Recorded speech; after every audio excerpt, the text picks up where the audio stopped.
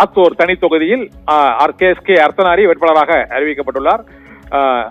அறந்தாங்கி தொகுதியில் ராமச்சந்திரன் மீண்டும் போட்டியிடுவார் என அறிவிக்கப்பட்டுள்ளது.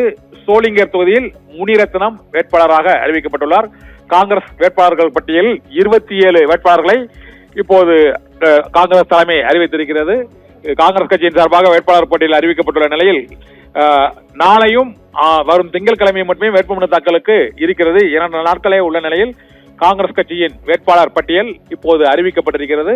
இந்த வேட்பாளர் பட்டியலில் ஸ்ரீபெரும்புதூர் செல்வ பெருந்தகை மற்றும் வேளச்சேரி ஹசன் மௌலானா, கிருஷ்ணகிரி டாக்டர் செல்லகுமார், குளச்சல் தாரகை கத்பட், கிள்ளியூர் ராஜேஷ்குமார் ஆகியோர் ஏற்கனவே சட்டமன்ற உறுப்பினர்களாக இருக்கிறார்கள். வேளச்சேரி ஹசன் மௌலானாவும் ஏற்கனவே அவர் சட்டமன்ற உறுப்பினராக இருக்கிறார். அறந்தாங்கி தொகுதியில் ராமச்சந்திரன் அவரும் மீண்டும் அதே தொகுதியில் போட்டியிடுகிறார். காங்கிரஸ் கட்சியின் 27 தொகுதிகளை கொண்ட அந்த வேட்பாளர் பட்டியல் வெளியாகி இருக்கிறது. நேற்று தமிழ்நாடு காங்கிரஸ் கமிட்டி தலைவர் செல்வ பெருந்தகை பேசுகையில் ஒரு 85% வேட்பாளர் பட்டியல் தயாராக இருக்கிறது என்று கூறினார். இப்போது ஒரு 1% மட்டுமே அந்த மேலூர் தொகுதிக்கான வேட்பாளர் மட்டும் அறிவிக்கப்படவில்லை. 27 தொகுதிகளுக்கான வேட்பாளர்களையும் காங்கிரஸ் கட்சியின் பொதுச் செயலாளர் KC வேணுகோபால் அதிகாரப்பூர்வமாக அறிவித்திருக்கிறார். இதனால் தமிழக தேர்தல் களத்தில் முக்கிய கட்சிகள் அனைத்தும் 234 தொகுதிகளுக்கும் திமுக கூட்டணியிலும் அதிமுக கூட்டணியில் பாஜக, திமுக கூட்டணியில் காங்கிரஸ் இன்று வேட்பாளர் பட்டியலை அறிவித்திருப்பதை எட்டி 234 தொகுதிகளுக்கும் அங்கு போட்டியிடக்கூடிய 4 முக்கிய கட்சிகளான திமுக கூட்டணி, அதிமுக கூட்டணி, காங்கிரஸ், பாஜக ஆகியவற்றின் வேட்பாளர்களும் அதனுடைய கூட்டணி கட்சிகளாக இருக்கக்கூடிய சிறிய கட்சிகளுக்கான வேட்பாளர்களும் இப்போது அறிவிக்கப்பட்டிருக்கிறார்கள். இதே போல தமிழக வெற்றி கழகத்தின் வேட்பாளர்களும் அறிவிக்கப்பட்டு விட்டார்கள். நாம் தமிழர் கட்சி முதலிலேயே வேட்பாளர்களை அறிவித்து விட்டார்கள். இதனால் 234 தொகுதிகளிலும் அந்த 4 முனை போட்டி என கூறக்கூடிய அளவுக்கு 4 பெரிய கட்சிகளின் வேட்பாளர்களும் களத்தில் இருக்கக்கூடிய வேட்பாளர்கள் முழுமையாக அறிவிக்கப்பட்டு விட்டார்கள். தமிழகத்தில் அரசியல் களம் இப்போது முழுமையாக தயார் நிலையில் இருக்கிறது. வேட்பாளர்கள் அறிவிப்பு நிறைவடைந்து விட்டது என்றே கூற வேண்டும். காங்கிரஸ் கட்சி மட்டும் ஒரு தொகுதிக்கு வேட்பாளரை அறிவிக்க இருக்கிறார்கள். மற்ற தொகுதிகளுக்கு வேட்பாளர்கள் அறிவிக்கப்பட்டு விட்டார்கள். சற்று முன்பு பாரதிய ஜனதா கட்சியின் வேட்பாளர் பட்டியலும் அறிவிக்கப்பட்டு விட்டது. இதுபோல திமுக, அதிமுக மற்றும் அதனுடைய கூட்டணி கட்சிகளின் வேட்பாளர்களும் ஏற்கனவே அறிவிக்கப்பட்டு விட்டதால் இப்போது காங்கிரஸ் கட்சியின் வேட்பாளரும் அறிவிக்கப்பட்டு விட்டது. இதனால் இனிமேல் 234 தொகுதிகளிலும் அந்த கூட்டணி கட்சிகள் களத்தில் இருக்கக்கூடிய 4 கட்சிகளும் தங்களது வேட்பாளர்களை ஆதரித்து அந்தந்த தொகுதிகளில் அவர்கள் பரப்புரை நடவடிக்கைகளை மேற்கொள்ள இருக்கிறார்கள். தேர்தல் களம் சூடுபிடித்து விட்டது. வேட்பாளர்கள் அனைவரும் அறிவிக்கப்பட்டு விட்டனர். வாக்களிக்க வேண்டியது மற்றும் வேட்புமனு தாக்கல் செய்ய வேண்டியதற்கான தேர்தல் நடைமுறைகள் இன்னும் 20 நாட்கள் தமிழகம் முழுவதும் அந்த தேர்தல் களம் சூடுபிடிக்கும். வேட்பாளர்களை முன்னிறுத்தி பிரச்சாரம் மற்றும் சின்னங்களை முன்னிறுத்தியும் பிரச்சாரம் 234 தொகுதிகளிலுமே சூடுபிடிக்கும் என எதிர்பார்க்கப்படுகிறது.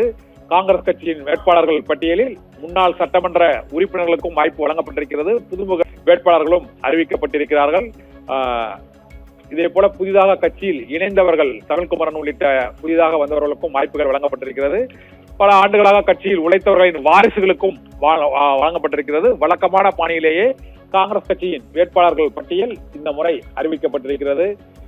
கன்னியாகுமரி மாவட்டத்திலும் தென் மாவட்டங்களிலும் ஏற்கனவே இருந்த போட்டியிட்ட வெற்றி பெற்ற வேட்பாளர்களை மீண்டும் அறிவிக்கப்பட்டிருக்கிறார்கள். இதே போல புதிதாக அவர்கள் இடம்பெற்றுள்ள கொங்கு மண்டலத்தில் கவுண்டம்பாளையம், சிங்காநல்லூர் ஆகிய பகுதிகளில் புதிய வேட்பாளர்கள், இதே போல திருச்சி துறையூர் தனி தொகுதியில் புதிய வேட்பாளர்கள் அறிவிக்கப்பட்டிருக்கிறார்கள். கடலூரில் சந்திரசேகர் புதிய புதுமுக வேட்பாளராக அறிவிக்கப்பட்டுள்ளார். ஈரோடு கிழக்கு தொகுதியிலும் கோபிநாத் பழனியப்பன் புதிய வேட்பாளராக அறிவிக்கப்பட்டிருக்கிறார். ஆத்தூர் தனி தொகுதியில் SK அர்த்தனாரி மற்றும் உதகையில் P ராமச்சந்திரன், கவுண்டம்பாளையம் தொகுதியில் சூரிய பிரகாஷ், சிங்காநல்லூரில் ஸ்ரீநிதி நாயுடு ஆகியோரும் புதுமுக வேட்பாளர்களாக காங்கிரஸ் கட்சியில் அறிவிக்கப்பட்டிருக்கிறார்கள். ஏற்கனவே ஸ்ரீவைகுண்டம் தொகுதியில் போட்டியிட்ட ஊர்வசி அமிர்தராஜ் இந்த முறை 2வது முறையாக மீண்டும் களமிறங்குகிறார்.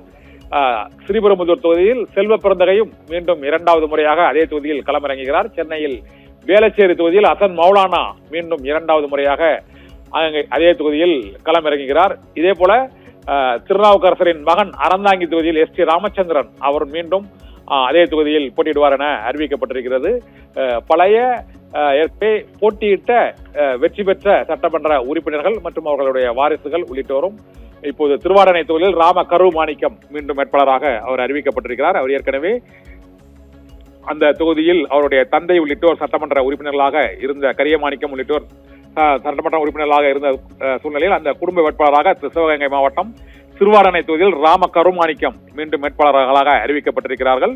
இதே போல நாங்குநேரி தொகுதியில் ரூபி மனோகரன் கடந்த முறையும் அவர் வெற்றி பெற்றார். இந்த முறையும் அவர் வேட்பாளராக ரூபி மனோகரன் நாங்குநேரி தொகுதி காங்கிரஸ் கட்சியின் வேட்பாளராக மீண்டும் அறிவிக்கப்பட்டிருக்கிறார். சங்கரங்கோயில் தனி தொகுதிக்கு ஒரு புதிய வேட்பாளர் சங்கை கணேசன் என்ற வேட்பாளர், அம்பாசமுத்திரம் தொகுதிக்கு விபி துரை புதிய வேட்பாளராக இப்போது இந்த முறை போட்டியிடுகிறார்கள். காங்கிரஸ் கட்சியின் சார்பாக அந்த 27 வேட்பாளர்களின் பட்டியலும் இப்போது அறிவிக்கப்பட்டு இருக்கிறது. இதன் மூலமாக 234 தொகுதிகளுக்கும் முக்கிய கட்சிகள் தங்களது வேட்பாளர்களை அறிவித்து விட்டதால் தமிழகத்தில் தேர்தல் களம் இனி வரும் நாட்களில் அனல் பறக்கும் என எதிர்பார்க்கப்படுகிறது. நிகிதா.